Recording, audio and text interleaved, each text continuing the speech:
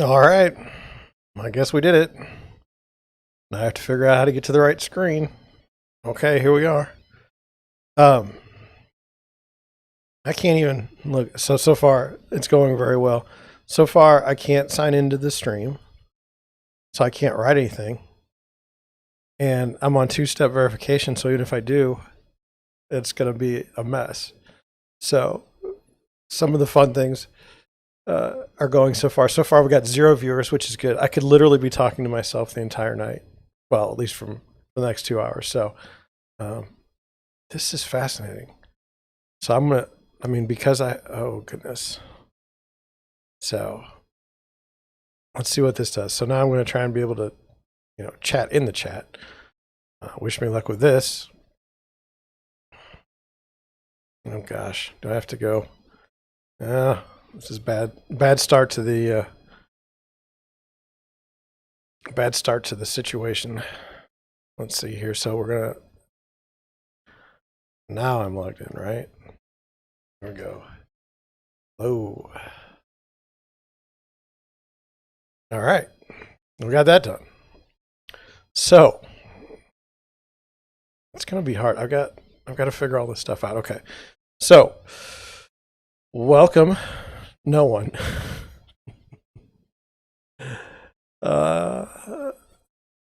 There's something about failure that's fun, and certainly tonight I think it'll be a big dose of failure. But at the same time, if I get one person to come in and say, they type something, or if they're even in and they don't even say anything at all, that's fine. It's just blows my mind. So let's just go over some stuff, and just how did we get to this point, right? So to me, I'm 44 years old, and for those of you who don't know, I'm a real estate broker in St. Louis, Missouri. I own the brokerage, and we generally work on residential. We do some light commercial leasing. If anybody ever called to do a listing, I'd have to talk about it with them. Depends on kind of who they are, what they're about. But I wasn't always a real estate broker. I've had plenty of jobs and varying successes with every one of them. But what I'm most interested in now is the world has changed.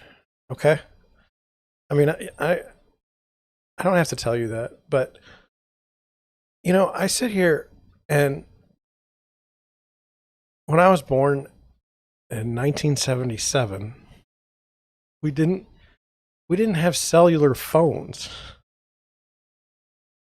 Okay, it was dicey to even have like regular cameras because you had to get the exposures processed, and there were 24 of them normally on the camera. So it's just a wild thing. Now, it seemed like then all the data was controlled.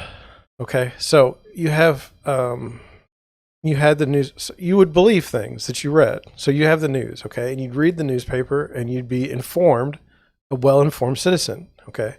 And if you needed something, if you needed a government service, well, it may be difficult to get it as far as going through the necessary obstacles, but you could get what you wanted, and everything was good as far as we everything was good. We believed it. I believed it, and as we went along, or as I went along, as my life moved along, things just never ever clicked for me. And I'm not complaining about it, I'm not bitter about it, but I was never the guy that was going to graduate college.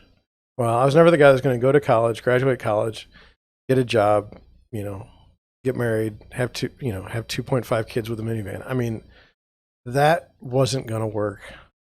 And for the longest time I tried to make it work, and it just made me miserable.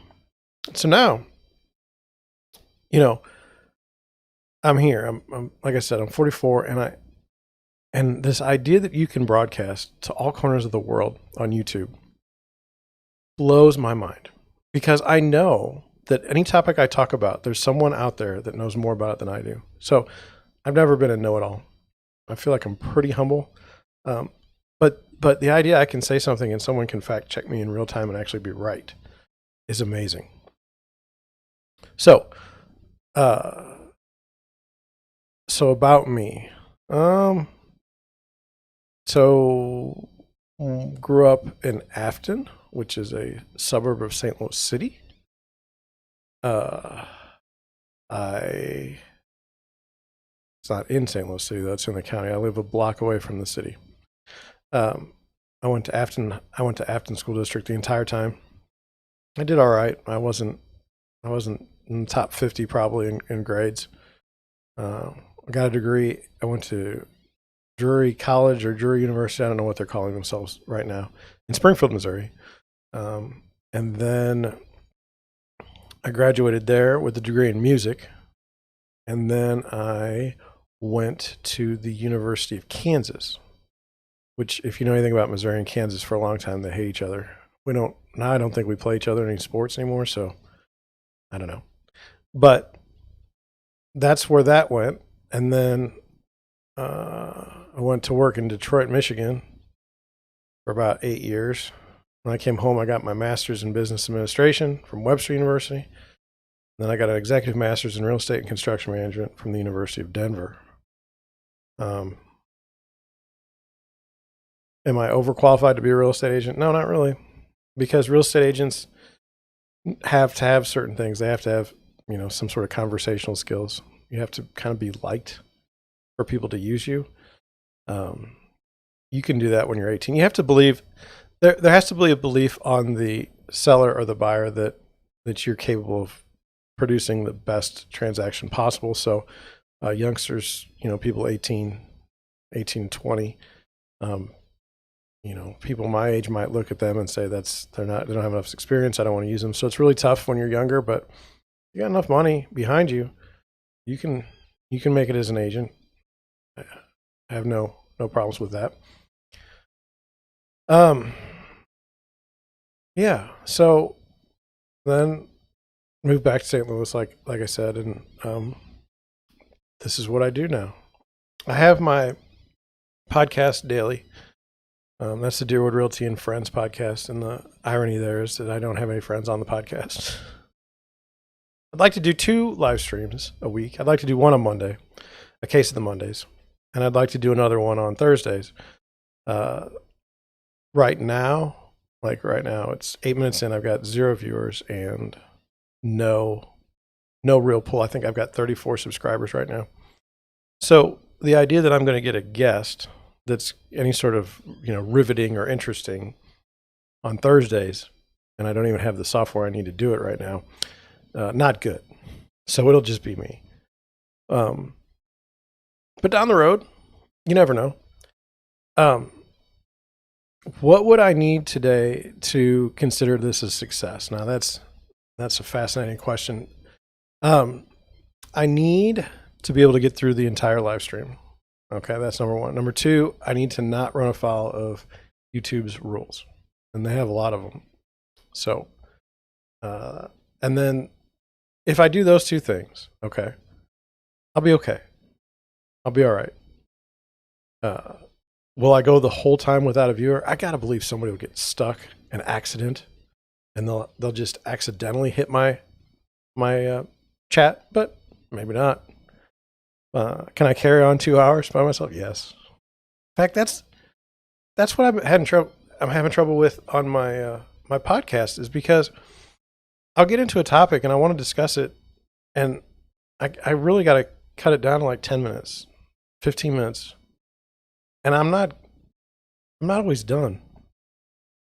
And so, yeah, that's the plan. Also, in a way, like, this is for my own personal benefit. And I say that because I don't do well with like performances. I don't like to be on stage. I don't like to be the center of attention. I don't even like to, when I'm in a large crowd, you won't hear me. You won't hear me. Won't be involved. But I have an admiration for people that can go and speak and sound somewhat competent, like live without all kinds of editing. I like the raw footage. As an example, I don't know if you guys have listened to Russell Brand on his podcast or if you've seen him on YouTube. That guy is a wordsmith. I mean, it's sometimes I get caught just listening to the words and I forget what he's even saying. I don't know. But, he has that ability. Now, was he born with that ability or did he work to get that ability? I don't have an answer. I don't know. Is it because he's from Europe? Are they better orators in Europe? I don't know. So that's my goal. My goal is to communicate in a way that isn't, terribly difficult to understand, but, get rid of the ums and the likes and all that stuff. Solid public speaking. So, let's see. Some of the fears that I had in starting the podcast, or at least the live stream, I'm sorry. One, I would have no viewers. And so that fear has come true. I've got 0 viewers. I'm 11 minutes in. Number 2, that I would have a technological snafu that I couldn't fix. So since it's my first live stream, when I went to upload it, I didn't even know where I would go to start. And right now, I don't even know if it's playing on YouTube, and I'm afraid to look because it's a different screen. It says everything's good, but who knows if anybody can come watch it even. I am recording it, okay, but I don't know what it's doing on YouTube, and I won't know what it's doing on YouTube until the end. So that's kind of a mess. I mean, so those are things I worried about. And then going forward, it's like I had my 50th episode special, and I said, these are the things I want to do. So there were 10 things I wanted to do. And one of them was I wanted to stream. But I wasn't sure if I could stream with my computer because I don't want to drop frames. And I don't want it to be a bad experience for you. I want you to be able to see me. I want it to look good. I want it to be clear. This is important to me. Drop frames irritate me. Quite a bit. So as I'm seeing this, I'm checking the stats and I'm looking at them, and quite frankly, they look really good. Now, I'm a little bit higher on my CPU. I'm at 60%, and I'd like to be down in the 30s. But we all know I need a new computer soon, and I just hope it works out. I want to check the chat just to make sure that. See, it says I have to sign in a chat, so I always have to be over here. Okay, I always have to be over here to write something. It's not easy. All right, so live and learn, right? So I was curious, if you were going to do a live stream, what would you do to start? How would you practice live streaming and then not show it to anybody? And when I started the podcast almost 3 years ago, or started working on it, the idea for it, and I would do these practice podcasts and these practice videos, and they looked terrible, and I didn't like what I was saying, and I didn't like anything about it, and so I quit for a while. And since we have time to chat, I'm good. But I would sit there and I would pick everything apart, okay? And I'd say, well, the camera angle isn't very good, or the lighting's not right, or the stuff behind me isn't what needs to be, and I want it to look like this particular show, and it doesn't look like that show, and what are we going to do about that? So I quit. I never published one episode. And then some things happened in the world I'm not allowed to talk about. I think I got around it. But I wanted to start it. And so when I started the first one, and it ran a little bit long, and after a while I got just more comfortable and I got in the right format, and I suspect that's what's going to happen on these live streams.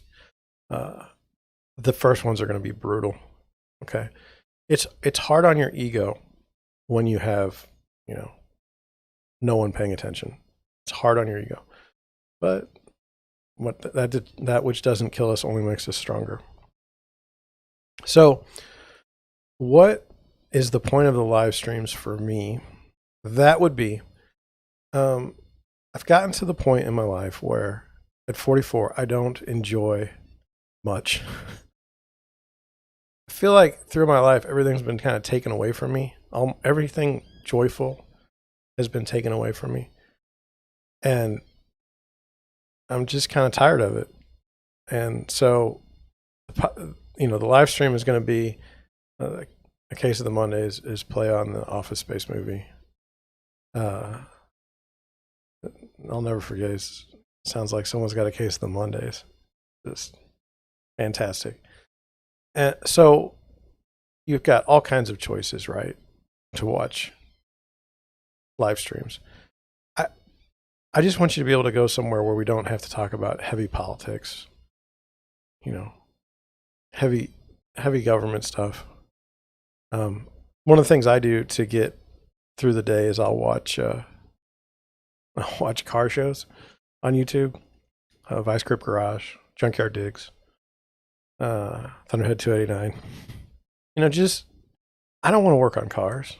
In fact, I changed the oil and rotated the tires on my wife's car this weekend, and it was miserable. It took me like 6 hours. And I'm in pain today. But there's got to be some way to escape. And I mean, when I say things have been taken away from me, when I was, in high school and college, we'd go to the movie theater. Try going to the movie theater now. And then try finding a movie that is decent. That you haven't seen already the same theme like 14 times. And not as a complaint, but why am I going to a movie theater when I can get on Netflix right now and watch, anything, or I can go to Amazon Prime and watch anything else, and they have their own original movies. Or I can go to Hulu and I can watch, whatever they have. They're starting to do original stuff too. So it's no longer just about going to the movies. That's not good escapism. The movies, I don't know about you guys, but it seems like they're just trash. And I want to like them. Okay. I'd love to see a superhero movie. I think I saw Thor one time. Or, I don't remember. I mean, I literally am so far out of the movie thing. It's unbelievable. The other thing I'm out of is, the other thing I'm out of is music. The music that I listen to would be on oldies now. I mean, that's frightening. Oldies is for my parents, and they're in their 70s. And so it should be music in the 60s. At least that's what it was when I was a teen, but now it's in the 80s and the 90s.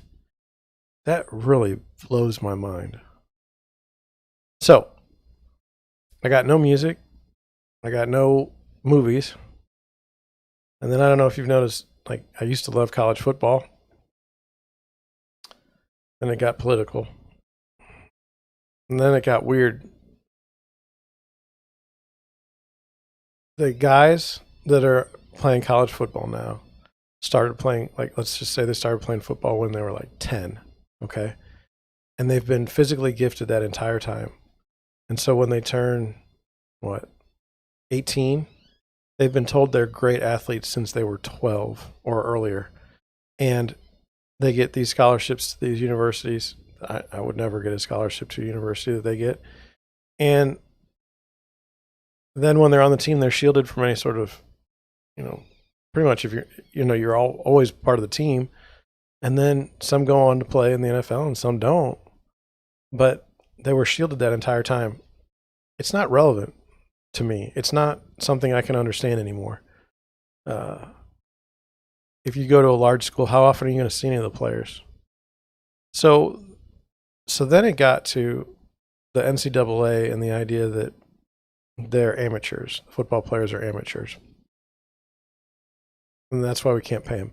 And meanwhile, they're playing in front of, the big house, 110,000 capacity. And I'm sure the tickets aren't free. So there's a lot of money. And then your TV rights deal. And I'll just go over that too. So University of Missouri would be the team that I would root for. And they wanted to be part of the Big Ten. And the Big Ten said, you guys are too stupid and we don't want you. And so we were like, oh. So then all of a sudden we ended up in the SEC. We're not, I guess Missouri's in the South. Parts of Missouri are strange. It's a weird place. But anyway, so then you've got Missouri in the SEC, and then, when we had Pinkel was the coach, he said, hey, you're going to have a lot more money for this. Because when we went to go play Alabama, their linemen were literally a foot taller than ours. It was ridiculous. It's just, Alabama and Georgia are just ridiculously good. So anyway, what was I? Oh, so, there's this sort of hypocrisy with the NCAA that never made any sense. The players should have the ability to earn income, and now they will. But think of all the players that have been punished, since then. It's really sickening. If I think about, I think it was Reggie Bush. He, allegedly accepted stuff and lost the Heisman Trophy. And his pro career wasn't that great. Ricky Williams, I don't think his pro career went very well. Great college player. Eddie George had a much better professional career, just in terms of longevity. But, it's like those guys beat up their bodies and at the end of the day didn't have anything to really show for it. And meanwhile, the NCAA is doing, $100 million deals. Kind of made me sick. So let's see. So that's where I lost on the college football. So pro football. Well, I'm from St. Louis. We had the Rams. I don't know if you're following that court case. Now, that's the other thing that's changed. So when I was in my 20s, we'd all watch ESPN, and there'd be Keith Olbermann and Dan Patrick and Larry Beal and was it Mark Stein? I don't remember. But he used to call the Yankees. Anyway, everybody watched. All my friends watched. We all watched ESPN, and everything was great. And, it was wonderful. And then as time went on, people stopped watching or people my age, I don't know, we stopped watching it. And so the younger kids started being involved. And so now if I go to CBS Sports or if I go to NBC Sports and I look at the comments in the chat, they're 100% not in line with the way I think. And it's because the 20-year-olds, no offense to 20-year-olds, that's where their minds are. That's what they're thinking of now. And so I just feel locked out. And so we've got this wonderful internet. We can go and do anything we want to. Why not live stream? We can go through the real estate brokerage as well. So am I the top agent in St. Louis? No. Do I want to be the top agent in St. Louis? No. This brokerage was set up for the people.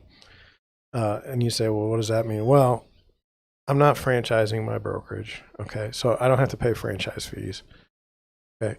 I'm not into the game of telling people that you can, go be this wonderful. I'm not recruiting agents. Okay. So, my money comes from helping buyers and sellers. And hopefully if they've had a good experience, they'll tell their family, they'll tell their friends, hey, it was a good experience. You might want to use that guy. And while I'm out showing houses and when I'm working with sellers, I try to educate them on, what I see and how we can kind of get around things that may be problematic. So right now, if you're a buyer, you're going weekend after weekend and there's multiple offers on properties and they're going for way over asking. And, it's discouraging. Do you want your agent just to tell you, hey, you should just put out as much money as possible and you'll probably get the house? Or do you want somebody that says, hey, this house is going to be that one that everybody wants. Why don't we look at a house over here that not many people are paying attention to, and we can at least pick it up, and we can at least buy it, and you can have a place to live. And over time, put some, even now you can still put some equity into it and really make it your own. And as an example, about 2 months ago, I was working with newlyweds. They had gotten married, but they didn't have a place to move to, and they don't know anything about the real estate market. They just hear from their friends and family that it's really hot. And so we went out, and the first thing you do when you're a buyer is you go and you look at a bunch of houses and you watch what happens. And then after a while, you kind of get the sense like, hey, I understand this.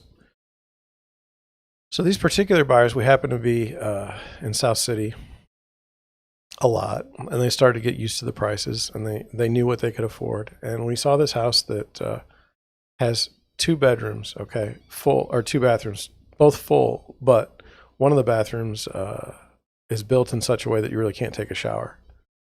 So with the current configuration, most of the buyers say, no, I'm going to go somewhere else. But the house was priced right for the market. And if they do ever end up fixing that bathroom, they're really going to have a great house. And and it didn't cost them that. It's not going to cost them that much. Now, there was still supposed to be a bidding war. I didn't feel comfortable with, an escalation clause in that particular situation. So we put in an offer, and it happened to be accepted. Now, I've listed other houses where, there's 14 offers, or it's just a shooting match, and you're not going to win. And so I kind of caution my buyers to not be a part of that right now. But it's all up to the buyer, and it's all up to the agent to help educate. On the seller side, people have been told for, I don't know, a year that it's the hottest market ever. Okay. So if you're a seller and you see your neighbor's house sold for $100,000, you want to come to market at $125,000. Is it because you're greedy? No, it's because you just want to do the right thing. And so in that sense, as an agent, if that house is only worth 100, and if it's only going to bring 100, and I say this, just to be helpful with it. I mean, we could use any number you want to, but anyway, at $100,000,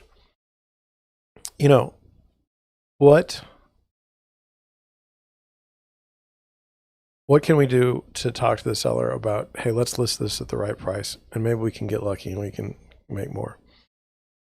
And I've made allusion to this before in some of my podcasts. I think that the psychology of the sellers has changed along with the agents. It used to be we would take, so let's say a house is $200,000 was asking price. If we could get $195,000 for the house, we were happy. Okay. I remember, I'll never forget, an agent told me that if you just offer 92% of the asking price, you will get the house every time. And so what's changed? Well, interest rates were considered low in the 5s. And now we're at, I don't know, I think I can get one for 2.7, 2.8%, 30-year fixed. Well, so that's changed. The other thing I think has changed is technology. And I'm not going to rip on technology. And part of the reason why I'm live streaming is because I accept the limits of technology, but I also feel like I'm starting to get a little bit behind in everything. So sometimes if you put something in the chat, I won't be able to understand what it is. I mean, I get LOL, but some of these other ones are just, I got nothing. But anyway, I feel like what's changed is there's now an expectation as a seller and as an agent that when you do sell the house, it's going to go over asking. So does that mean that you price the house lower to try to engender a bidding war? Well, I don't think so. I haven't seen the need to do that because houses are going for ridiculous prices. But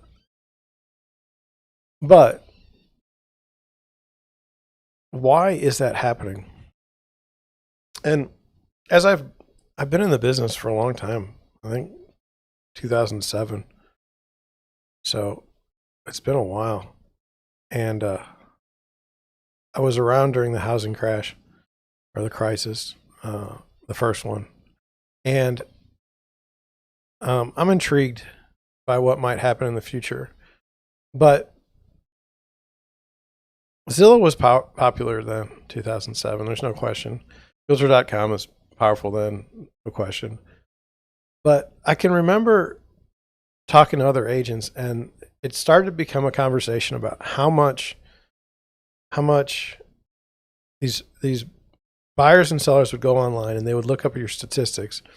And if you had these good statistics, then they would hire you. And if you had bad statistics, they wouldn't. But one of the statistics is list price versus sale price that, you know, some of the bigger companies follow. So all of a sudden, it didn't benefit you to ever list something and get it sold for the exact price at 100% because you wanted to get your average up to like 105%. Well, how do you do that? It's got to be bidding wars. It's got to be over asking.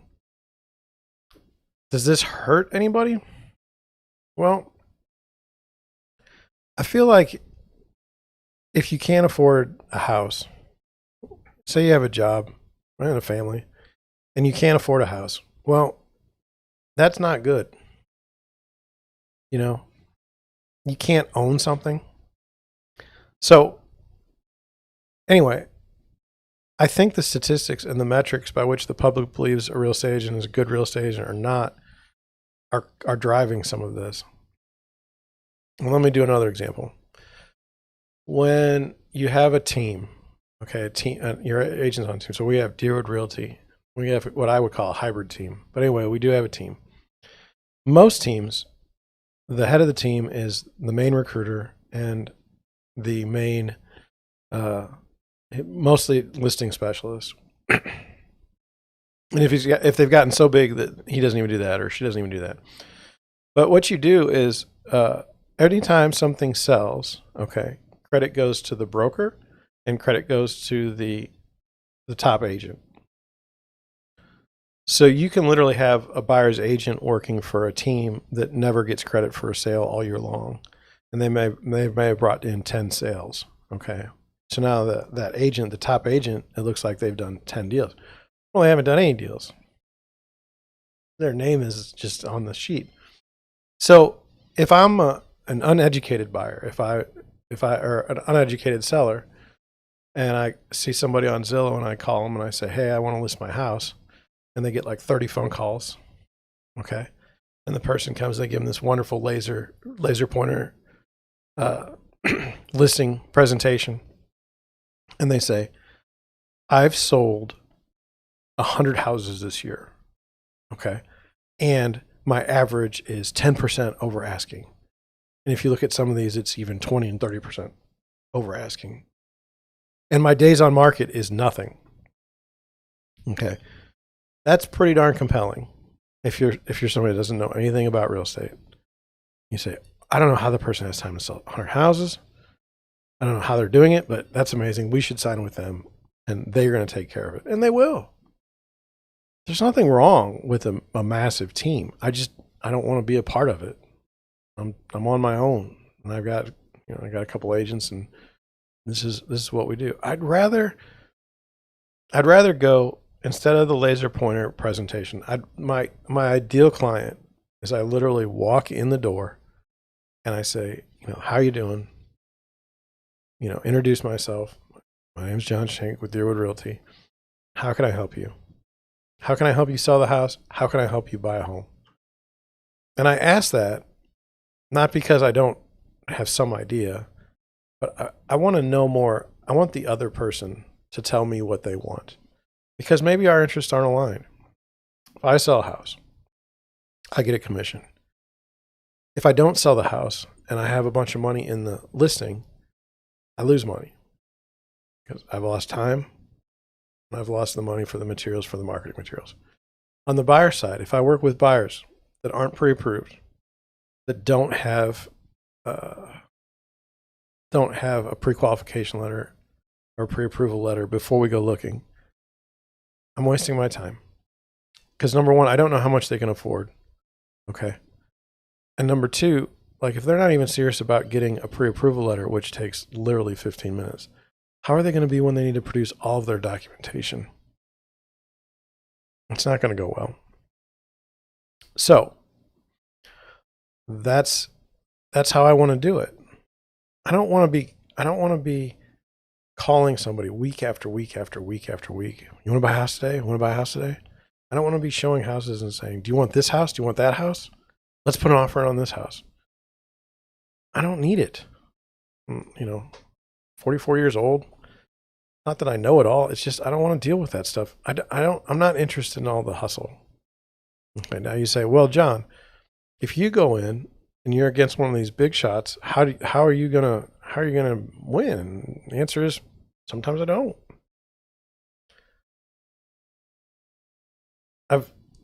I've come to believe that real estate is kind of a game of failure, kind of like baseball. I said in another video that, it's 1 out of 3. Well, 3 out of 10 times you go up to the plate and something good happens. They consider you a great baseball player. That was when I was watching baseball. Now it's, God only knows. Is the shift still happening? Are we still using the shift, or is it outlawed, or I don't know. I don't get it. But anyway, if I get a call, maybe my odds are 50% that I'm going to get a listing. If a buyer calls me, potential buyer calls me, I think it's about 25%. And the reason why I say that is because people tend to not know what they need to be in a good position to buy a home. So the pre-approvals fail, or they're not even close. So let's say somebody calls me and says, hey, I'd like to buy a house in the Lindbergh School District. Okay. Right now, Lindbergh School District is hot. I don't even think you can get in for less than $250. They may be approved for like 180,000. So I can't get them in. There's nothing I can do to get them into the Lindbergh School District at $180,000. Well, what can they do over time? Well, they could raise more cash. They can save more money. Okay. They can wait for a market correction. Okay. Do they want to do that? No, they get discouraged and they leave the market.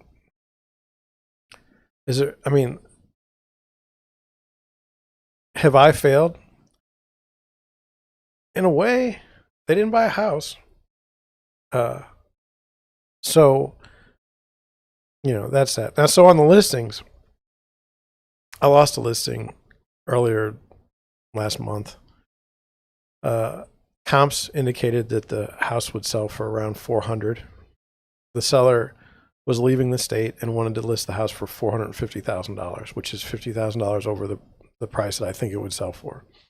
And her argument or her logic was, it's the hottest market ever. If I put my house on the market, it's going to sell the first week and everything's going to be fine. And I was like, okay. That's what you think. Where do you ever win fighting with your client to start?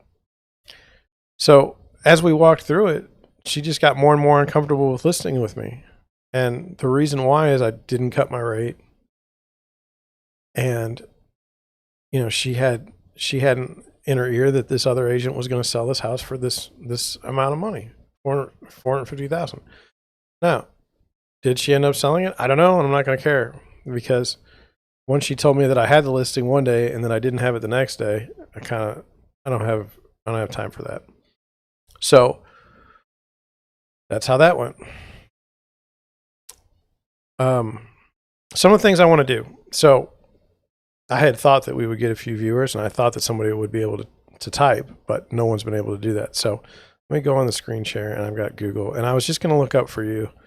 I was going to look up by listing. So we go to realtor.com, and you could go to Zillow, but everyone loves to look at listings. Okay. I love to look at listings. And so here we go. And so I just wanted to see what's going on. So what's going on in St. Louis, right? But I would have liked to do it by zip code. Okay. So we search. Okay. And then we go to, I'm going to clean out the filters because we're going to go other places, but we go with, did I do that? Oh no, that's not what I wanted. Sorry. Listing status. I only care about what's new. I don't want to do anything else. And I don't want to do, I don't need any of that. So that's how I want to do it. But then I want to sort by price. Or how do I do that? Oh, sort by highest price. Okay. Because real estate is aspirational, in my opinion. And so you say, well, what can you get for such and such money? And where is all the money? You know, where are the great houses in St. Louis? So look, if you look at the zip code, you got 63124. Okay. 7.5 and 5.9. And then you got DePere, which is 63131. Huntley, 63131. Litzinger is Ladue, 63124. Huntley, 631. So this house here, I mean, it's tough. I mean, you're competing with this house here that's a 13-acre lot. And then you've got this house here for $4.6 million in Ladue. This is new construction in Clayton. I don't know if you guys know anything about St. Louis. Clayton is the head of the county. It's the county seat, basically, for St. Louis County. So it's pretty hard to get in there cheap. And then the other thing is, like, look at the square footage. So 9,947 square feet. This is an apartment complex. 63124. I mean, and then just look, like, this is Westmoreland Place, 63108. Should be in the city and should be close to Forest Park. So let's just look at this. And Janet McAfee's got the listing in St. Louis. They typically have, you know, these types of listings, and so just look at it. 2.6. Oh, are you? I don't know if you're able to. I'm so sorry. Let me do that. There you go. Now you can look at it. I apologize. Remember, I'm learning.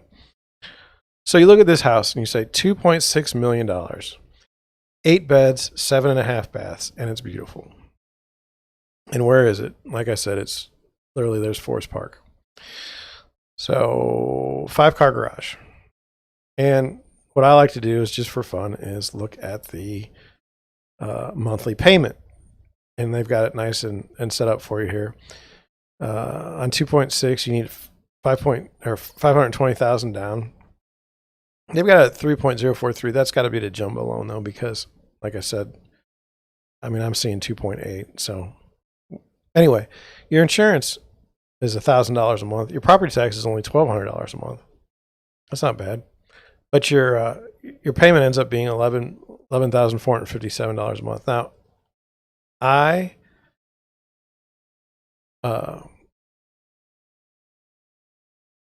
this is the taxes, 14,000, and so it goes up. You see, it's going up. Here's the other thing. In 2019, it was listed for $1 million, and 2 years later, it's listed for $2.6 million. So, was it a fix and flip? Maybe. I don't know. It's been on the market 91 days. It's got an HOA fee of $343 a month. But anyway, let's see the home value. This is nice that they have different ones. And I mean, you can go on Zillow too, but I mean, this is what I like to do. This is what I like to watch. So noise and flood. I don't know. Noise level medium. I mean, I don't know about that. It's pretty busy right there. Forest Park Parkway is right here. And anyway, the flood factor is a 1 out of 10. Flood insurance is a big deal. You don't get much out of it. I'm sorry about that. So let's go up here. So, I mean, don't you want to look at the pictures? So, I mean, that is just gorgeous. I mean, how can you not be interested in a home like that?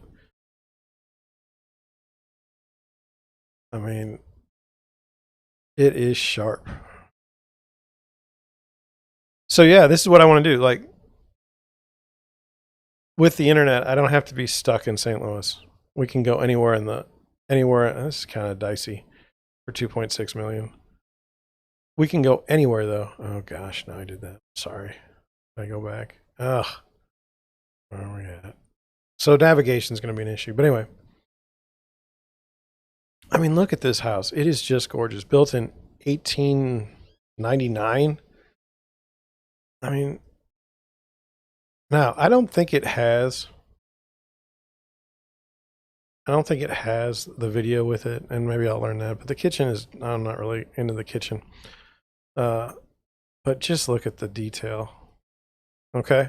And my goal was, hey, let's look up, you give me a zip code and we look it up and we'll just see what's nice in the, and then where's your house and what do you want to do with it? But it's going to be hard. Like, look at that. That's the upstairs. I can tell. Look at that. Oh my God. So nice, right? But it's been on the market 91 days. So what does that tell you? It tells me that it's,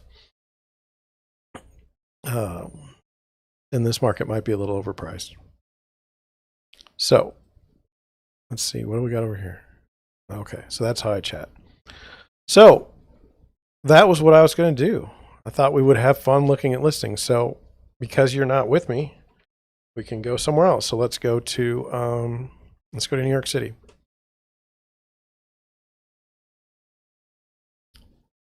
Now, I've been to New York City once. Okay. So, let's go with this one. 11,535 square feet for 150 million. Now, 8 bedrooms, 9.5 baths. Been on the market 47 days. The HOA, if that's $17,750 a month, that's pretty impressive. But I mean, that's just what it says. I don't know. And the price per square foot is $13,004. So, we're living in a, in a world where I'm not playing. Okay. This is a pool that I'm not in, but it says there's no tax info. It'd be interesting to see what it would be, but your monthly payment, if you're making a payment, is $610,000 a month. Your property tax is $31,000 a month. Your home insurance is $52,000 a month. I mean, can you imagine? Now, it says the noise level is high and the flood factor is a 1. I think that's Central Park right there. But see, I'm not from there. But this is totally worthless. Your median listing price, your median sales price. I mean, what good is that going to do you with a property that's literally, they're asking $150 million for? Look at that view. I mean, my God, can you imagine? I can't. I don't know. Where did they get that lady? I don't know. So, I think that's a Bentley. Let's see the property details. Oh, here we go. Highest duplex in Central Park Tower.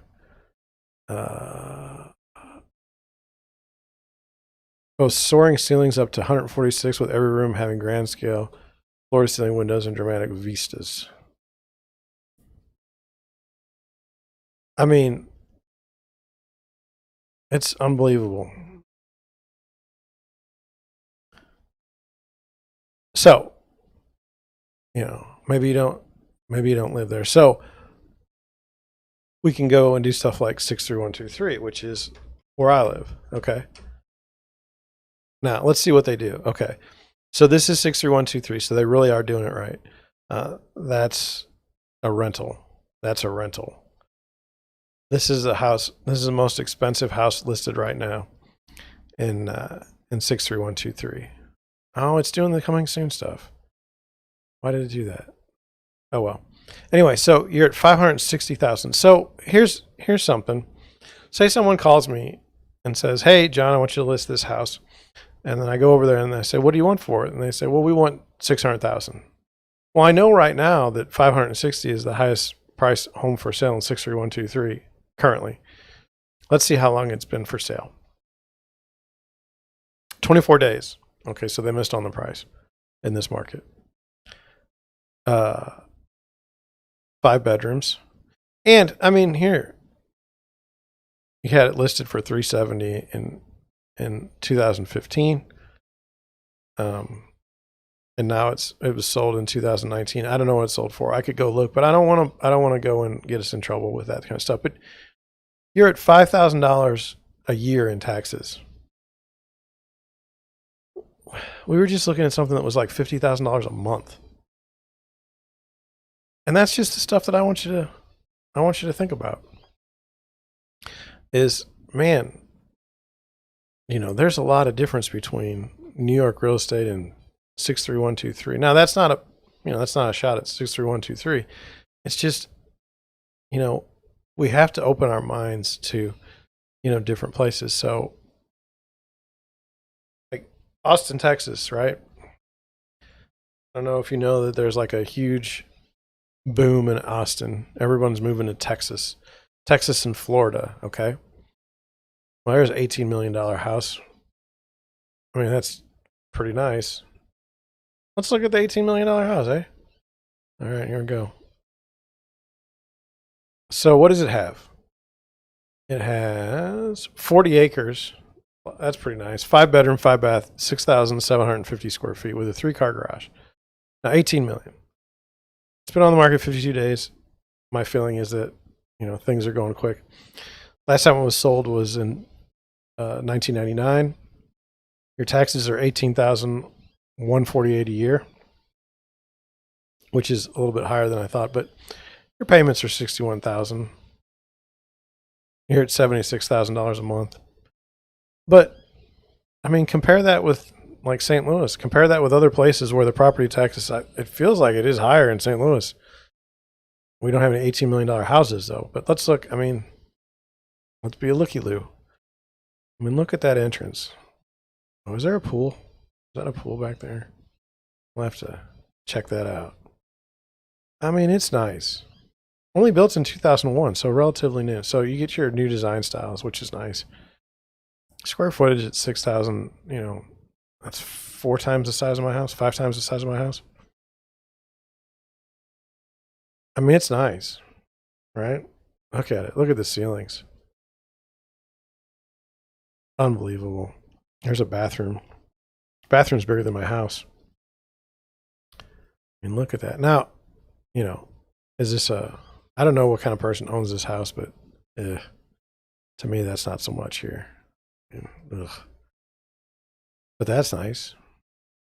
And just nicely done. And I'm not criticizing the agent. I don't know anything about Texas real estate, but there's your pool and there's your pool house. Oh, look at that. And that, I mean, who wouldn't want to live there? Man. So yeah, there's a nice little, I think there's that's not looking so good, but whatever. So, I don't know if the market's different there, but that's a nice house. So that's what we get in Austin, Texas. But you know what? The people that are watching are not going to be people with $18 million houses. And that's kind of where I'm at. Like, I'm in 63123. 560 is the highest priced home for sale currently. What? I suspect people will be watching from Mississippi, Alabama. You live, like I was in Gulf Shores it wasn't Gulf Shores, it was Dolphin Island. So let's go look at that.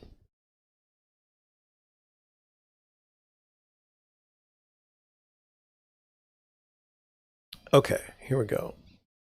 And now, I don't know if you guys have been there, but it's not that big. So this is 2 million. And it's beautiful. Yeah. Sorry to yawn. Some of these houses are built kind of just for renting them out. God, they're gorgeous though. And here you would want to be on like the Gulf side or the port side, I think they have. I can't tell you if I think I saw that house. It's gorgeous. Man.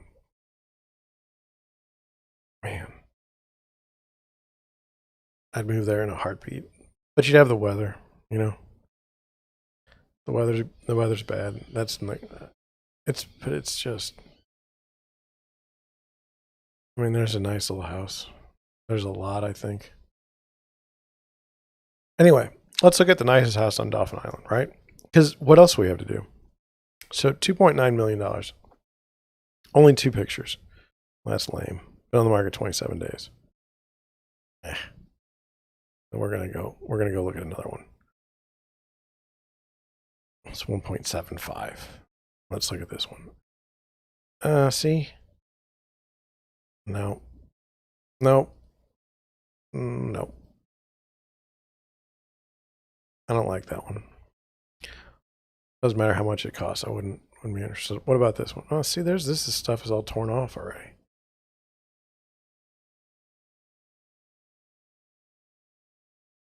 Ugh.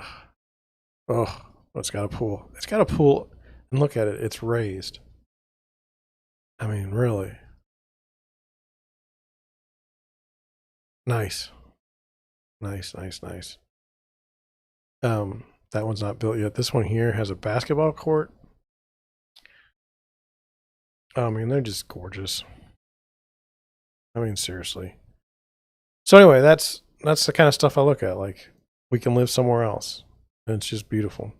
Got a price change of 25K. That's pretty nice. You know, how close is it to the beach? So that's kind of what I wanted to do.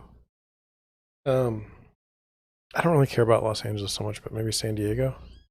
And I don't, if anybody, you know. So here you go. 28 million. 7 bedrooms, 7.5 bath, 10,300 square foot home on a 0.73 acre lot, and I believe that is the Pacific Ocean. 3-car garage. Listed for 25. I mean, it's old. In 2020 for 25 million. And now it's on the market for 28. But 13 to 25 in 7 years. Taxes, $195,000 a year. Your monthly payment, $131,782 a month. Home insurance isn't bad considering you're on the. But I mean, just gorgeous. So let's look at that.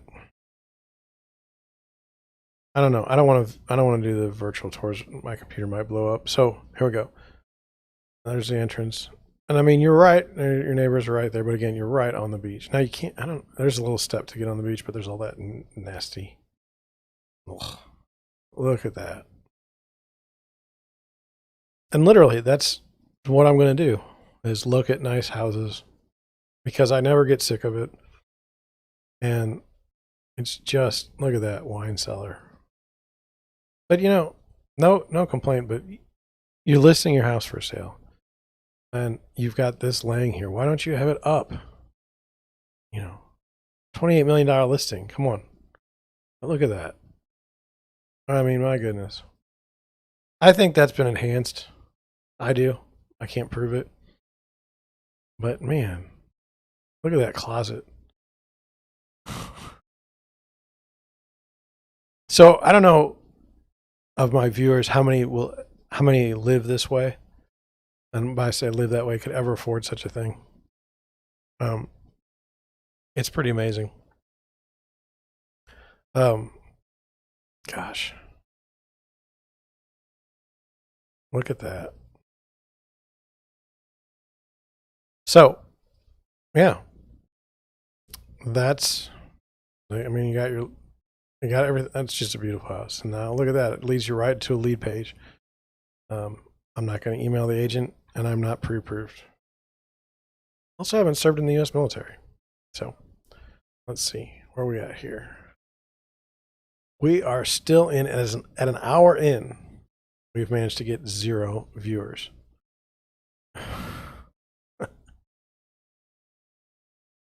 Oh, nice.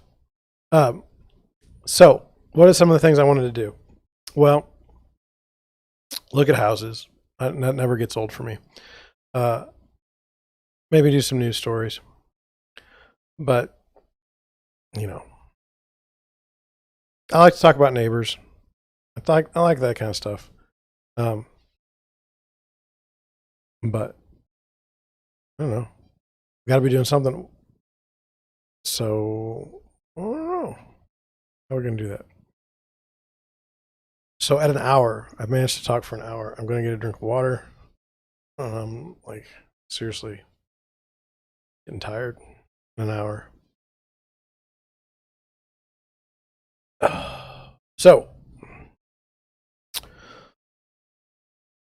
let's go over more houses. So where else do we want to go? What about Wyoming?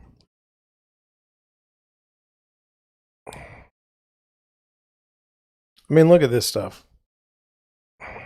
65 million, 55 acres.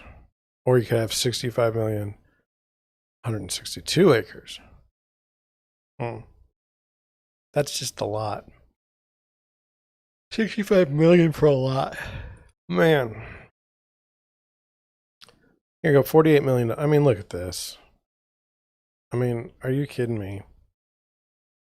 Where would you rather live right now? New York City in one of those or something like this?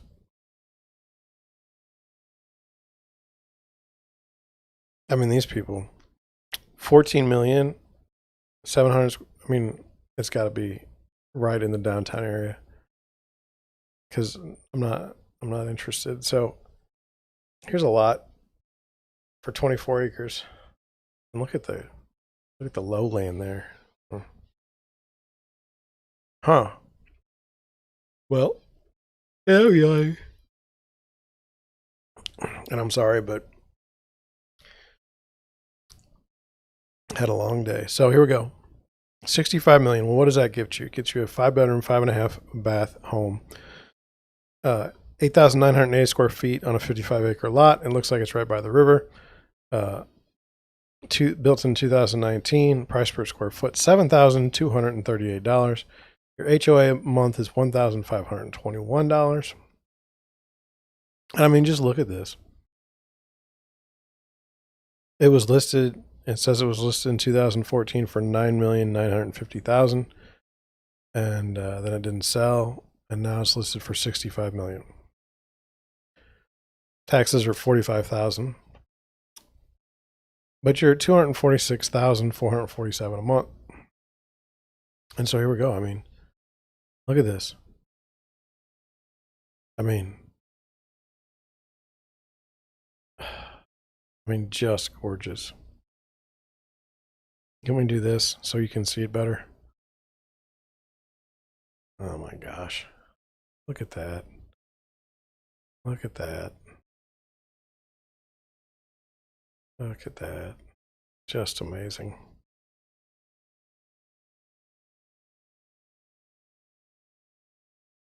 I mean,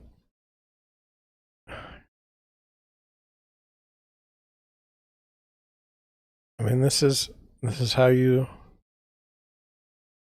do it. Look, they got totem poles even. It's kind of nice. Oh, look at that bathroom or shower. Got a nice little theater room.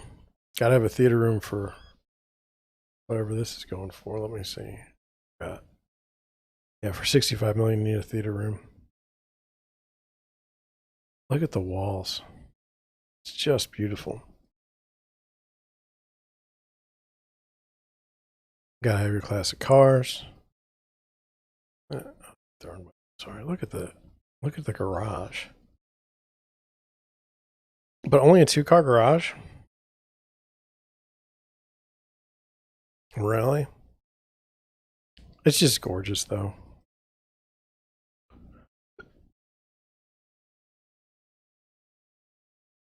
Man.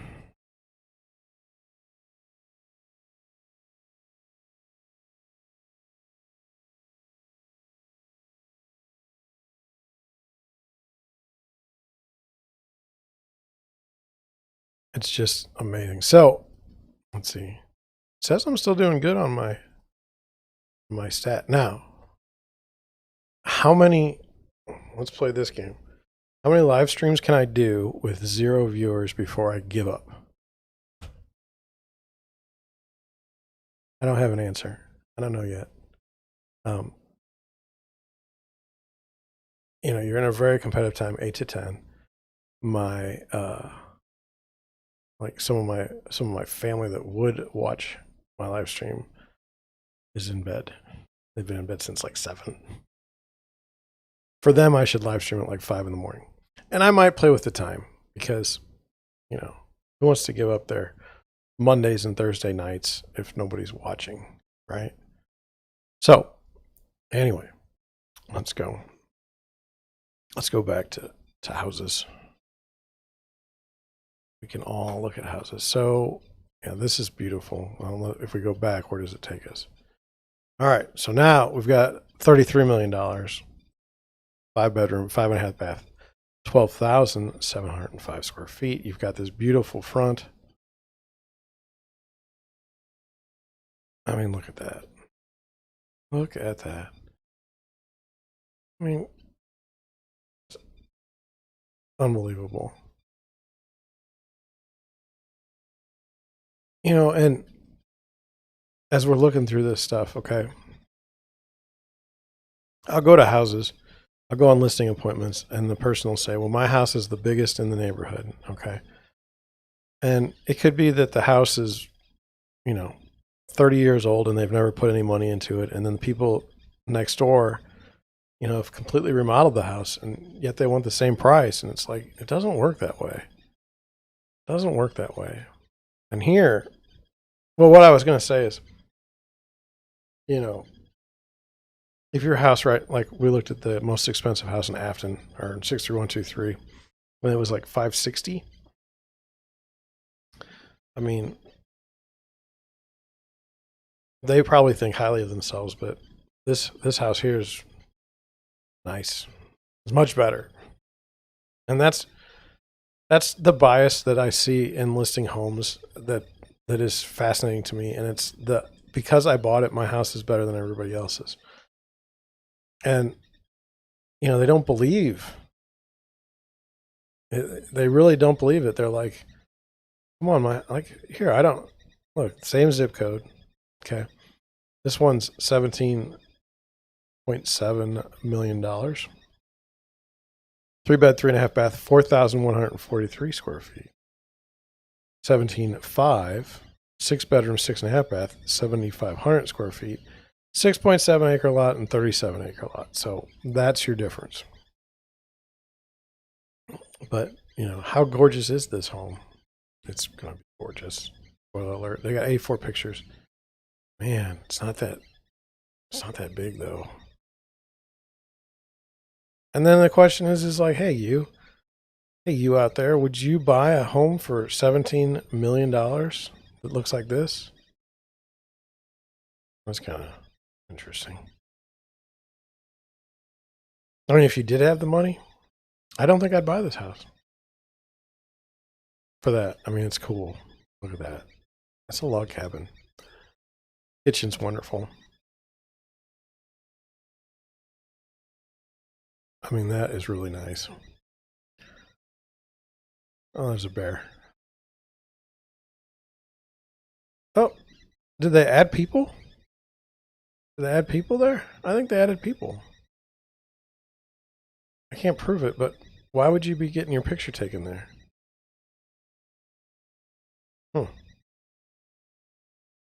Interesting. Can I go backwards? Yeah.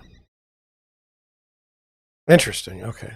Well, oh, I hit the wrong button. Sorry.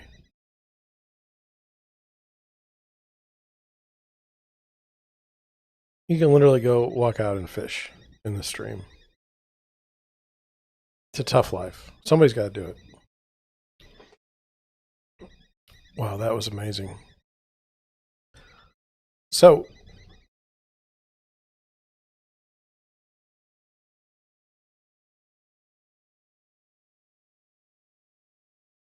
I am just blown away. What do you think about Chicago?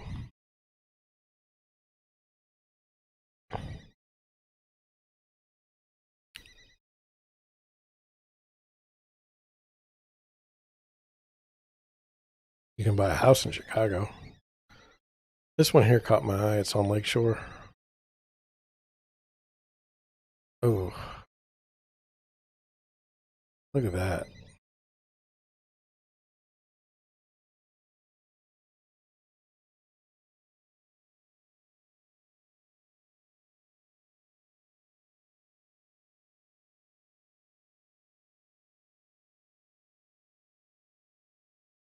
I don't know.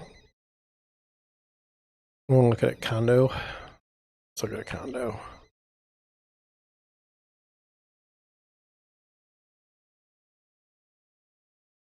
They don't want you to see the art.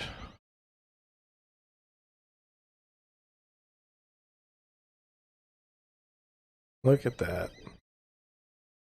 I don't understand. I mean, I don't know enough about the art to know what's going on there. I've never seen that. But, like, why is that art okay?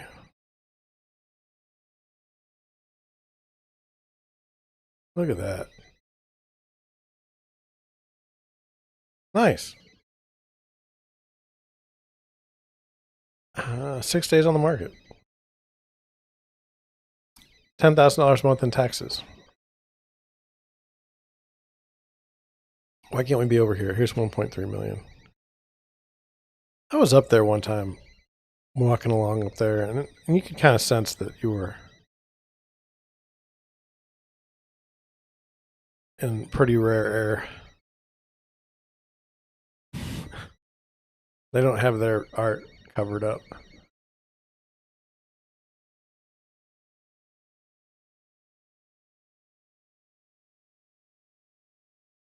Look at that. So anyway,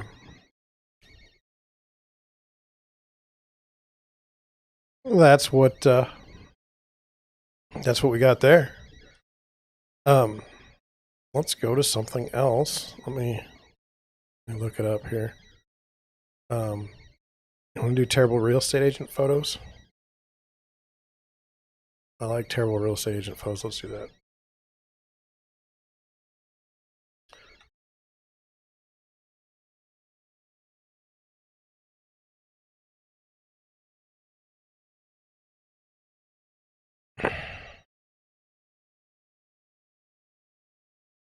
Let me make sure that, okay, so we have it. All right.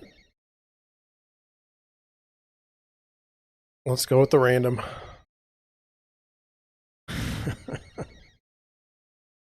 If the 1870s happened in the 1980s.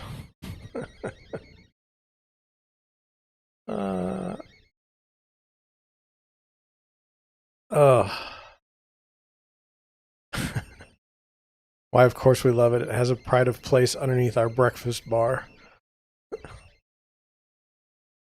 Oh my.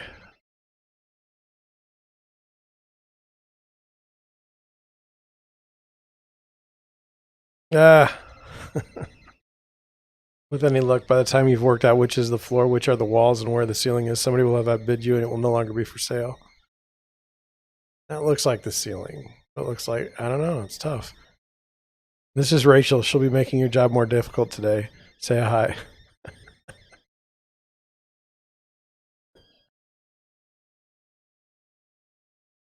Oh, man. That's just something else right there.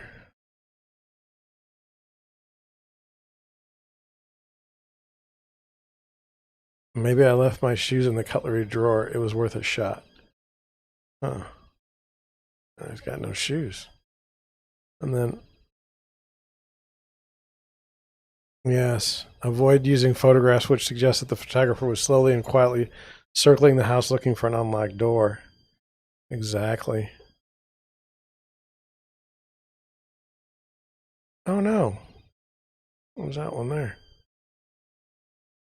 Did anyone order a menacing shadow? Oh. Wow. Oh. Uh.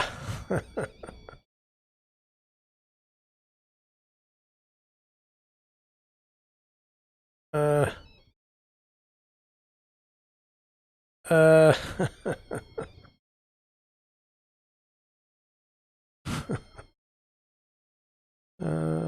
Oh man, that's dicey. See the mold. Okay, so let me do something. Let me see how it goes here. Okay, gotta focus. I'm gonna go look and see if we can have some fun with articles.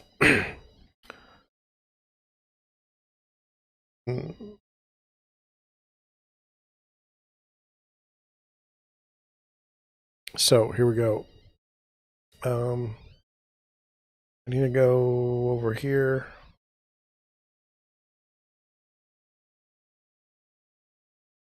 And it's going slow because I'm using the web. I'm using all the bandwidth. Not good. We can get this in order. We can do this.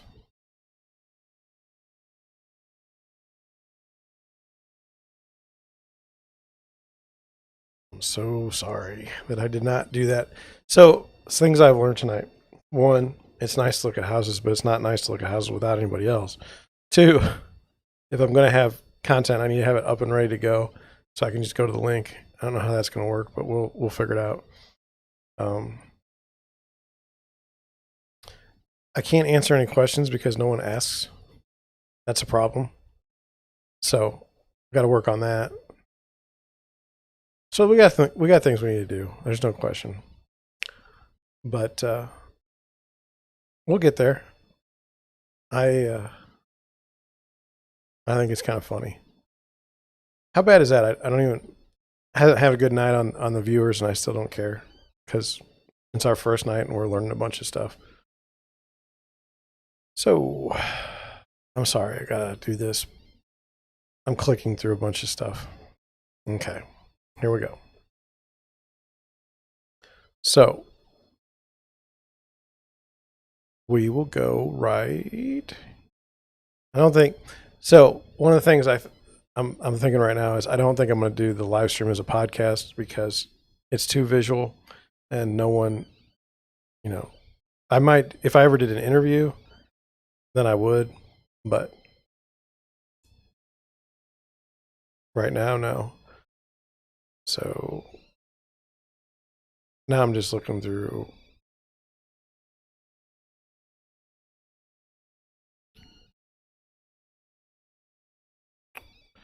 Looking through some content. So let's go. I can do this. Okay. So here's an article about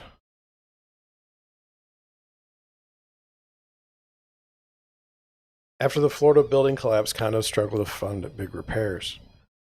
And so, it says condo owners are, I don't need that right now, are facing a financial reckoning in the wave of building collapse in Surfside, Florida that killed 90 people and left 31 unaccounted for.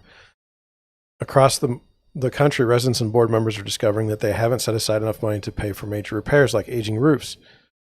This funding crunch is rattling developers and property owners and could increase housing costs for millions of Americans who often view condominiums as low-stress, lower-cost alternative single-family homes.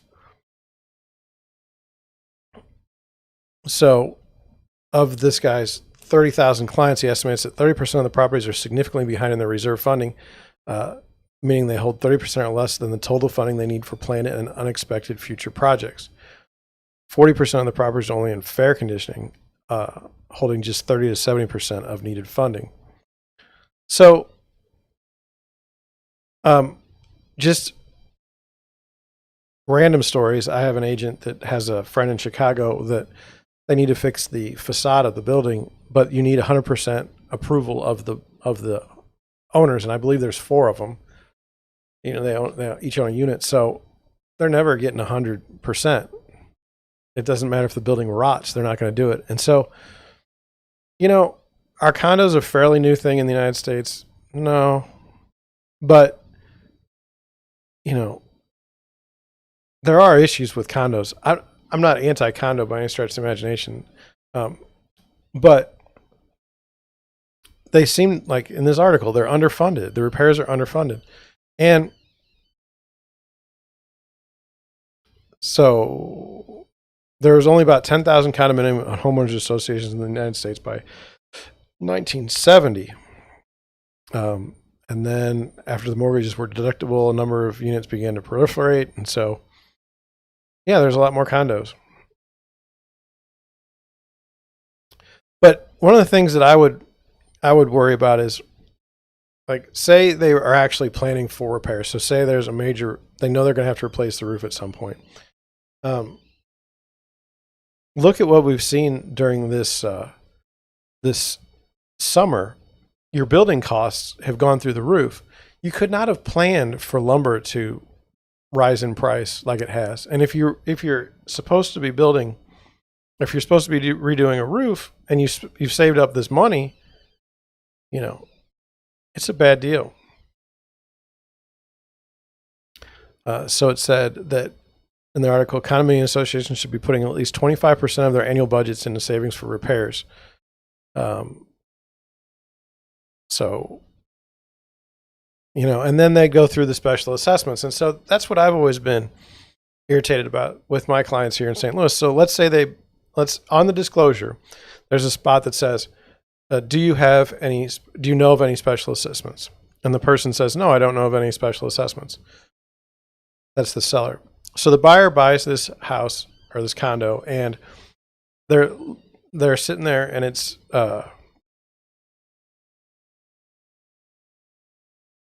they don't know that an assessment's coming, and so maybe in the first 5 years they get an assessment that they weren't expecting in their budget, and it gets pricing, and it gets people angry. It will get people angry at their real estate agent. They say, "Why didn't you tell me about this special assessment coming?"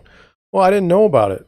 I didn't know about it a year ago, you know, and I could not have known about it because on the disclosure they said they don't know about it, and so that was bad. And so another fellow is quoted in this article. It says, it's a big challenge for property management. I recall often going to the president of my company and saying, we have to talk to the board and tell them. And he said, no, you cannot cut this monthly fee. And I don't know about this. It says, many condominium owners do not understand that a well-managed building should be steadily increasing monthly assessments. I don't really want to do that. Then it talks about, you know, structural damage. It's bad.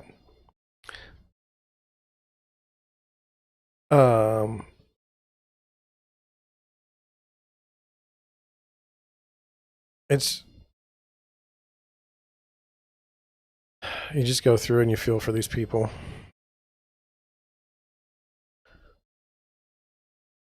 But they talk about, you know, that's the Champlain Towers thing. That's bad. We all know that. So anyway, let's see. So that was that. The building collapse, not good. You all agree with that. It's not new.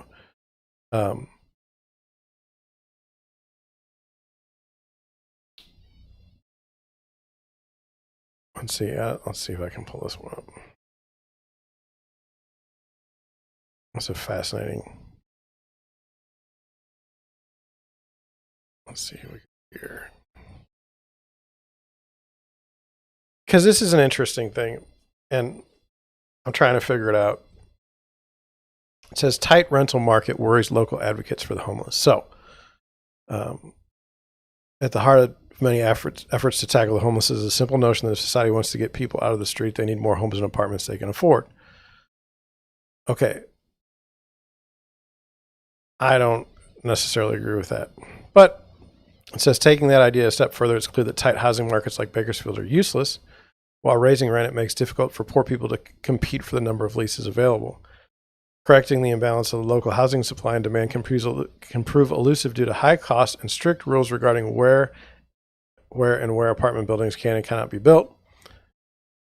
Defenders of the streets of Kern County says it's time to rethink. Vacancy rates in local apartments continue to decline to record lows, and monthly rents have skyrocketed due to new heights in Bakersfield, leading to significant changes in local zoning methods for the development of multifamily homes.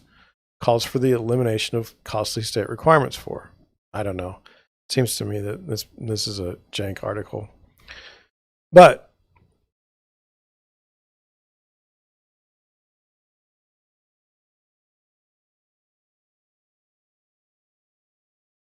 Okay, so then it says there was a Zillow survey. It says they established a link between homelessness of the community and affordability of the homes. According to the report released by the company in 2018, homelessness increases when rent is high compared to income. Survey shows that the proportion of homeless people accelerates when median rent exceeds 30% of the median community income. According to the summary of Zillow's research, homeless people are the worst at the lowest affordable prices, and in many regions above the 32% threshold, even a small rent increase will result in thousands of people. It could drive Americans to homeless. May 19th report on the U.S. Inter-Ministry Council on Homelessness showed a strong link between homelessness and access to homes that people can buy. It also linked housing stability with improved personal health and welfare. So this is a very interesting article, and here's the better. This was a link. So this is in Bakersfield. I don't know if they're going to ding me for an ad blocker or something like that. But anyway, what do you think about the homeless? I'm kind of intrigued. So let's just talk, like, as I was saying in the beginning, I just want to talk about how things have changed since I was a kid. And I don't want to be negative about it, but the way things have changed. So I live in Afton, 63123. When I was a kid, there were no homeless people on the streets where I lived. Okay. So I could go maybe 5 minutes, 10 minutes, any direction, and I would not see a homeless person. Okay. Now, I don't know what, I have to believe there were homeless people back then. Okay. So what would happen to a homeless person then compared to now? And I mean, even in the 90s, I didn't see homeless people on our streets. But now it's 2021. Okay. The first time I will see a homeless person is either, most likely to be at Rivers Barracks and 255. Well, 55 right there, Rivers Barracks and 55. I'll see a person on one side of the corner, and I'll see him on the other corner. There'll be two different people. Okay. And then when I get on the highway, when I get up at Lindbergh, there'll be people at every single intersection. And then when I go down Lindbergh to get to the Costco or Culver's, there's going to be another homeless person. And some of these guys are aggressive. And my thing is where are all these people coming from? And I don't mean it in a negative way. I don't know if we've changed our ordinances, and I'll explain it like this. We have this church that like the homeless, they decided that they were going to stand on the street corners and ask for money every day of the week, and for that you get a piece of paper. But no one moved those. No one moves the church people. So the church people are there. The homeless people are on different corners.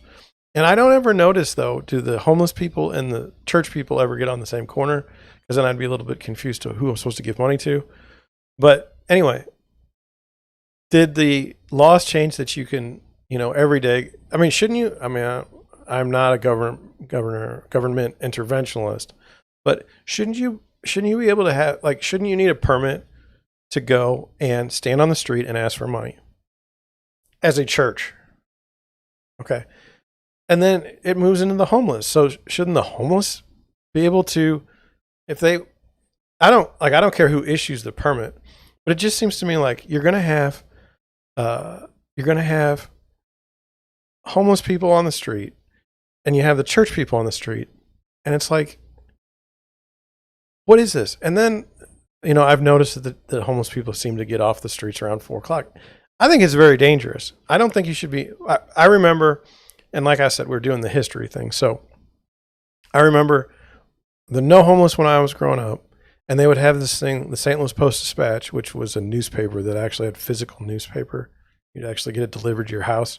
They would have what's called Old Newsboys Day. And what that was is all these executives from these companies, all the bigwigs, would go out and act like they were little newsboys from back in the day. And they would literally stand on the corners of the streets, and they would hand out newspapers. You'd pay for money. And then anything that was earned would go to a charity. Well, the big brouhaha occurred, man, maybe the year 2000, because in one community in St. Louis, they said, you are not, they went out and they started their old news boy delivery day. And in one of the communities, they said, you're done. You're done. You're not allowed to do this. And they literally took them off and told them they cannot be there. And so you contrast that with what I'm dealing with in South County, which is I've got homeless guy over here, and then homeless woman. And then she's got kids. She has her little sign, I've got kids. And it's like, and then I've got church. So who am I giving money to every day? And like, when did this become acceptable? And that's part of the reason why I've started the live stream is this. Like, I look at things from the perspective when I was a kid. Things have changed. I don't know when, and I don't know who did it, and I don't know why, and I don't want to be political. I'm pretty much done with the politics of everything. So I just want to know, like, and am I a bad person because I don't want the homeless person there? You know, what am I doing? So let's go for the arguments on why homelessness is occurring. So they say it's because in this article that the prices of, you know, the rents are keeping people out of homes. That's the basic thing. But, you know, I look at these homeless people in Afton. They're not from Afton. They're literally like getting on a bus and going to Afton just to beg for money. And I don't think anybody should be homeless. Okay? Like, I don't want any, I don't even know what the laws are. Can you take somebody and forcibly put them in a shelter until they get, you know, at least for the night? I don't want people to go without food. I don't want people to have to beg on the streets, but it's kind of out of control. And this is something that didn't exist when I was a kid. So I see there's one viewer. So I know that I finally did it. An hour and a half in, I finally got a viewer. So here we go. There. So what else do we have? Finally got this going. So, let's see.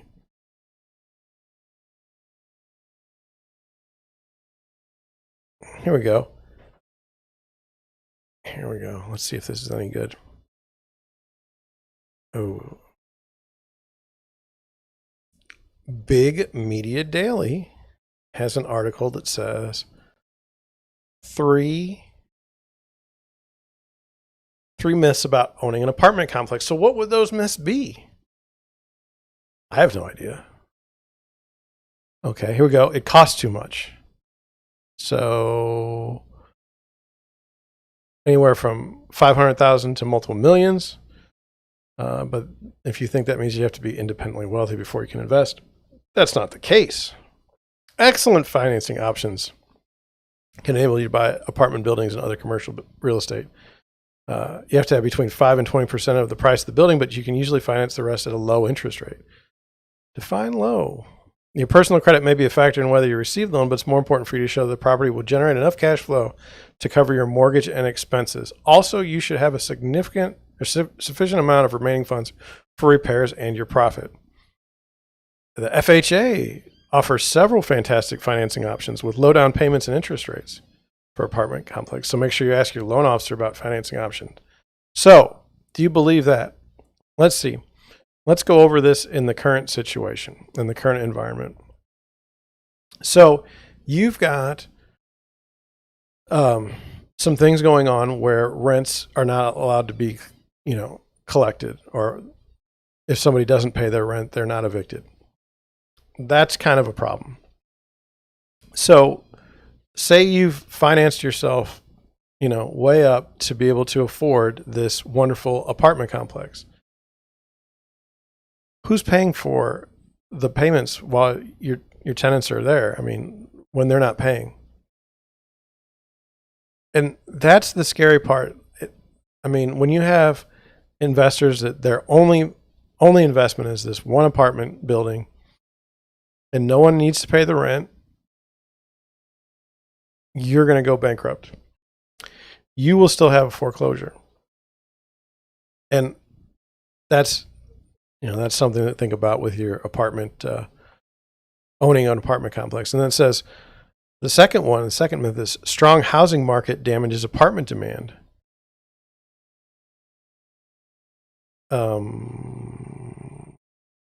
It seems like it rose alongside. It says evidence suggests that when the housing market is strong, demand rises for all kinds of living spaces, from houses to condos to apartments. Most of it boils down to the health of the economy in general. So let me ask you what you think. Do you think that the economy is doing well right now? Do you think things are going well?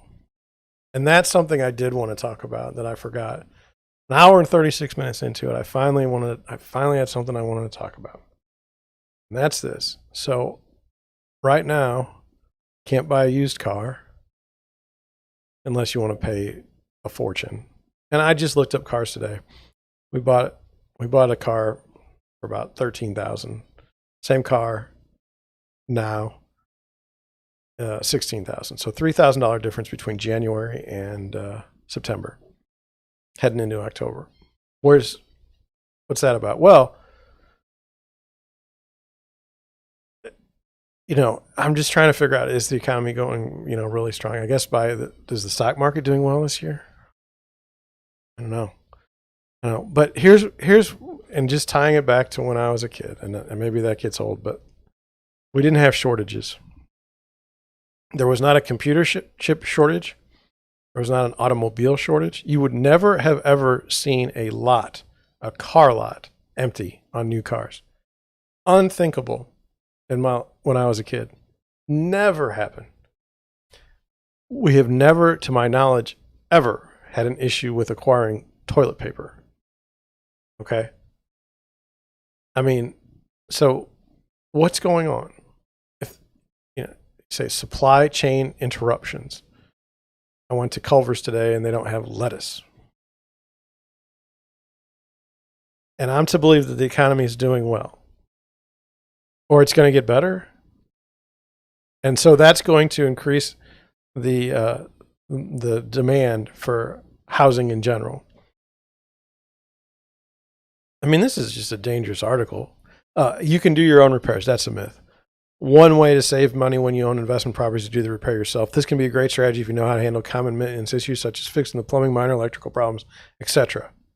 Why in the world, if you can expense your repairs immediately, would you ever do your own repairs in a condo or an apartment complex? That's just dumb. Is that a myth? I don't know. That's just a bad idea. I don't know. What did you think of that article? I don't know. That's pretty interesting. Let's go to another one, shall we? So that was done.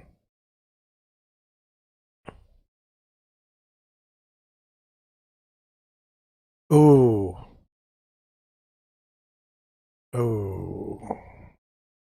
So many things here. So many things. Let's do this. Let's do this one, because I think I can. Let me get it. And I'll get it over to you in a second. So I love this. Here we go.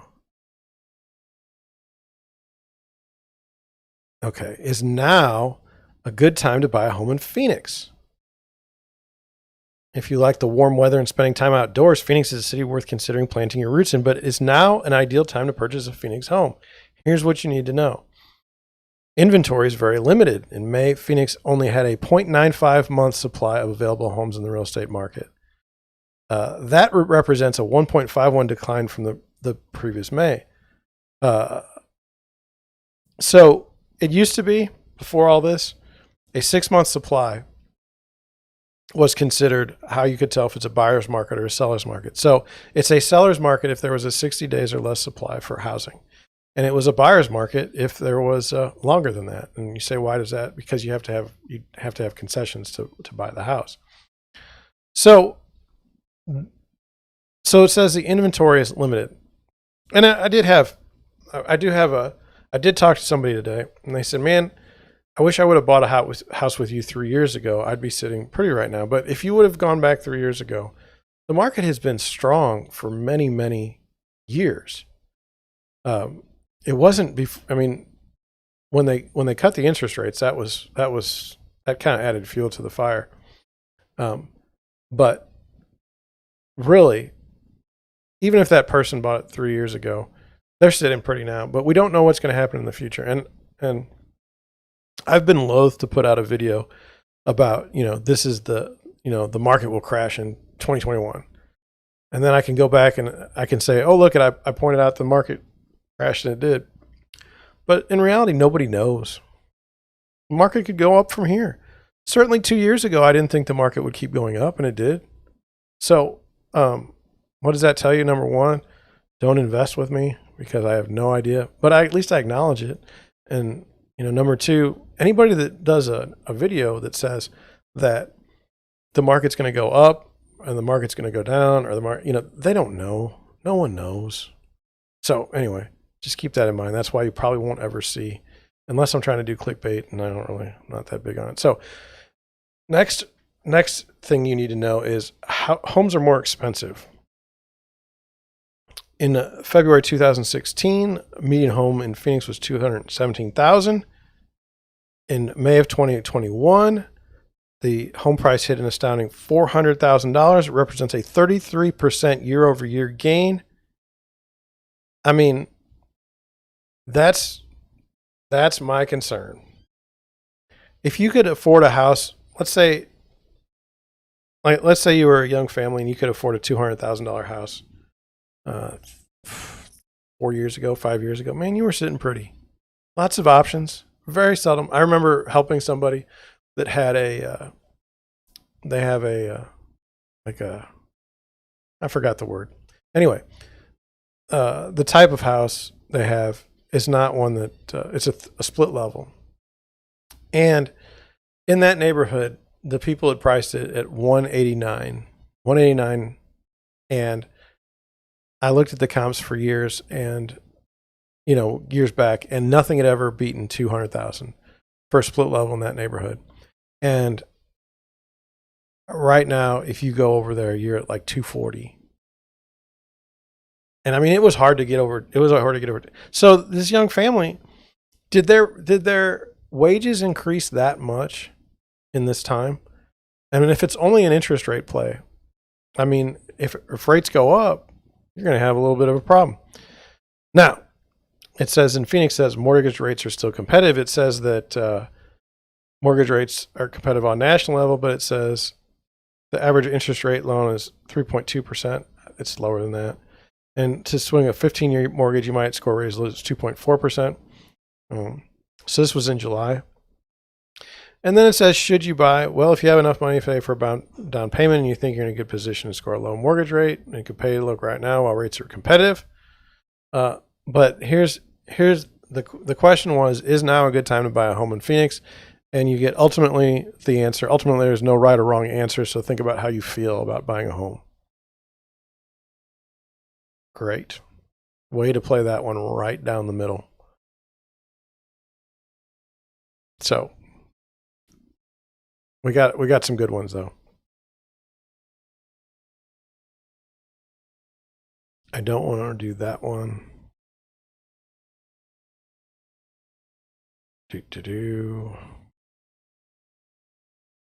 Let's go to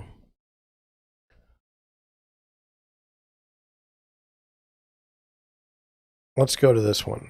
5 steps to help you successfully navigate today's housing market. Now, I haven't looked at this ahead of time, so I don't even know where the News Herald is. So don't get mad at me. But here we go. So I don't even know where this is. That's fine.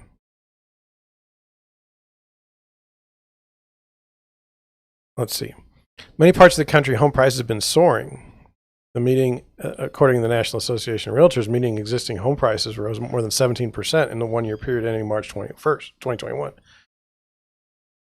If you are looking to purchase a new home, you should have a solid strategy in place before entering the market. Assume that any house you are interested in has drawn the attention of other potential buyers, and this environment helps to be prepared. Here are 5 steps that you can put in a more competitive position in today's home buying market. Allen Park is in Michigan, because I used to live up there. Wyandotte is in Michigan. So are we in a Michigan paper? I don't know. The News Herald. Okay. Anyway, that's a big picture. Get your financial house in order, it says. Top priority is to have a good handle on your financial situation. Yes, that's true. How much money you have set aside to cover a down payment or a mortgage? What about this one? What if you have, how much money do you have in case the house you buy doesn't appraise and you have to bring the difference? And something to think about. Then it says, look to professionals for help. Seek out the guidance of a real estate professional. You know, I agree with that. It says, finding an agent through a referral from somebody you trust is the best way to identify a qualified agent. We could talk about that. Don't be afraid to interview more than one you find the right fit. So let's talk about this. So I agree with don't be afraid to interview more than one to find the right fit. The problem that I have is that very seldom do buyers ever interview agents. Normally it's like, do I know you? Are you friends of somebody? And that's who they go with. Now, I did get interviewed once, and there were like 3 other agents.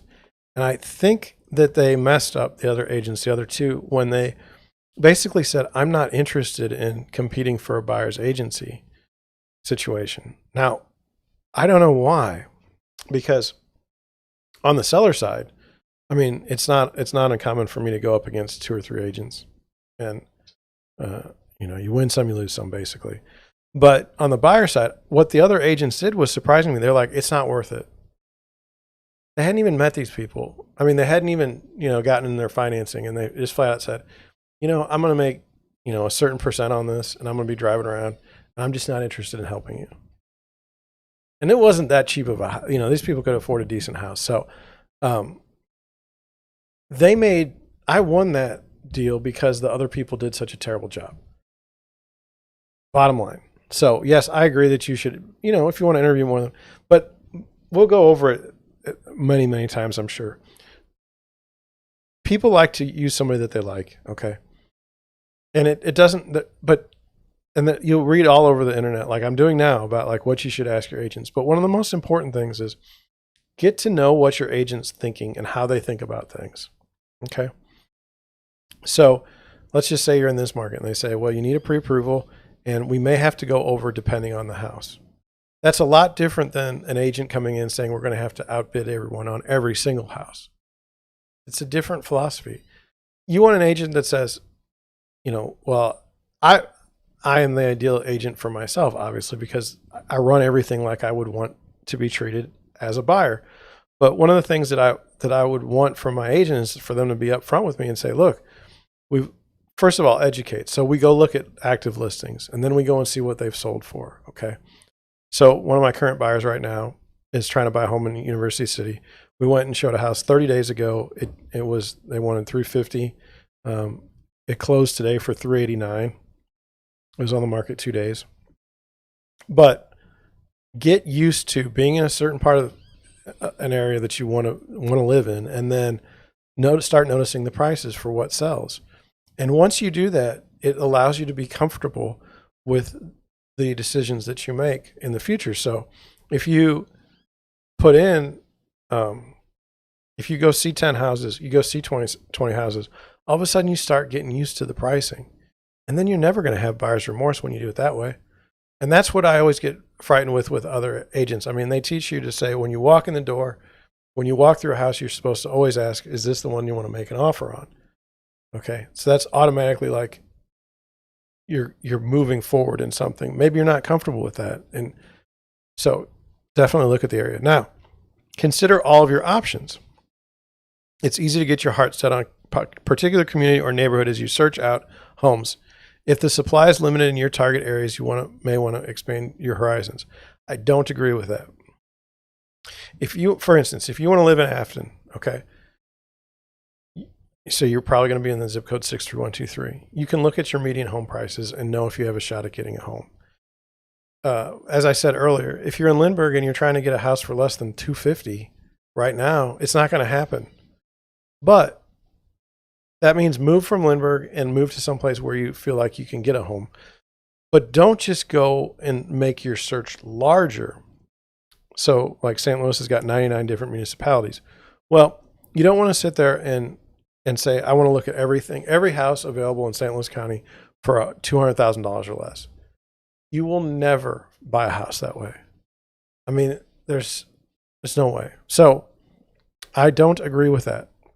Figure out what areas you want to, maybe what some people like to buy in a school district. Some people like to buy in a zip code.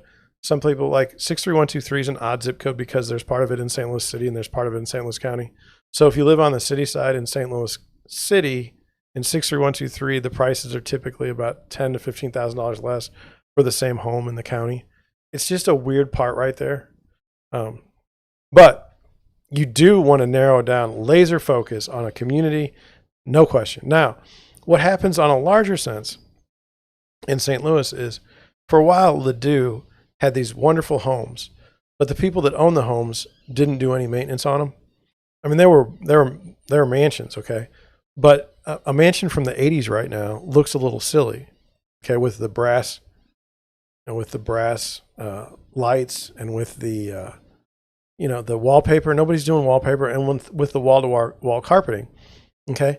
But they were trying to come to market with these houses that were terribly dated for a stupid amount of money compared to Chesterfield. Okay. Now, no one would confuse Chesterfield for Ladue, except for what I'm saying is the value you would get for your money. And so then all of a sudden people started moving to Chesterfield and buying up Chesterfield. And then those prices got, started to get inflated. So people moved to a different community. And that's a totally different issue than what they're saying in this article, which is just kind of look everywhere. No, kind of have an idea of the values and learn the values, and you're going to be much better off. So set a budget and prepare to work with it. This is true. I agree. So I always look at things like how much can you afford? And we get a pre-approval, and that's how we figure it out. So when someone says I can afford a $250,000 house, okay, so that's at the top. And I know that in this market, if I want them to be able to get a house, we may need to stop our search at like $230,000, because we're going to have some ammunition to be able to buy this home. It's not going to go for $230,000. And one thing that I'm happy to tell people on the buyer side is, look, so let's just say you want a 3-bedroom, 2-bath home. And what you're finding in the marketplace isn't working with your budget. That just means you need to save more money and wait. And it's hard to tell people that. But you're either going to end up buying a house that needs a lot of work that you're not prepared to do, or you're not going to be able to buy the house that you want. And so once you buy it, then you're going to be constantly looking for another house, which might be good for the agent, but it's terrible for the buyer. So on the budget, that matters. Also, if we do go up, like say we have to go up to $250,000, you better have everything in check. You better not be buying furniture for the new house. You better not lose your job. These things will kill your chance of getting a mortgage. So I agree with that. Set a budget and prepare to work with it. And then the last one, be patient and persistent. Absolutely. I am shocked. Like, I'm an only child, okay? And, there's things that go along with being an only child. And some people say you're spoiled, and some people say you never had to fight your brothers and sisters. And so, that makes you something. I don't like to fight with anybody. I don't know if that's just because I'm an only child, but I'm not real interested in conflict. But I tell people that going to buy a house is like hunting. Like, you're literally out there and you're competing against other people, and you're trying to get a deer or a turkey. And if that turns you off and you don't like hunting, I'm sorry. But my point is, it's a game. There's going to be somebody that wins, and there's going to be many people that lose, and you have to get out there and make an effort.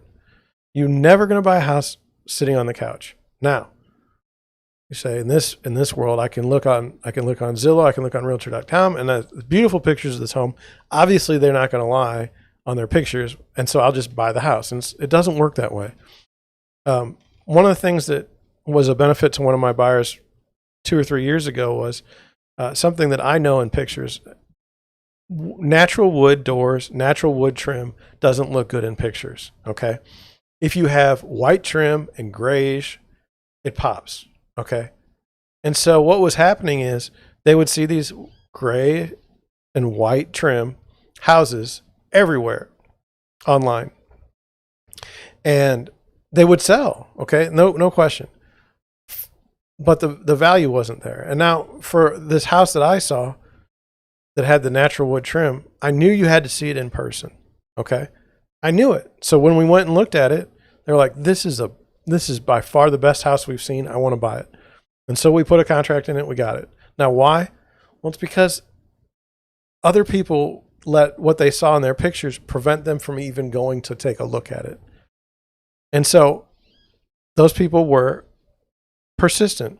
Those people knew that you couldn't just sit on your couch and look for a house. You had to actually physically go out there.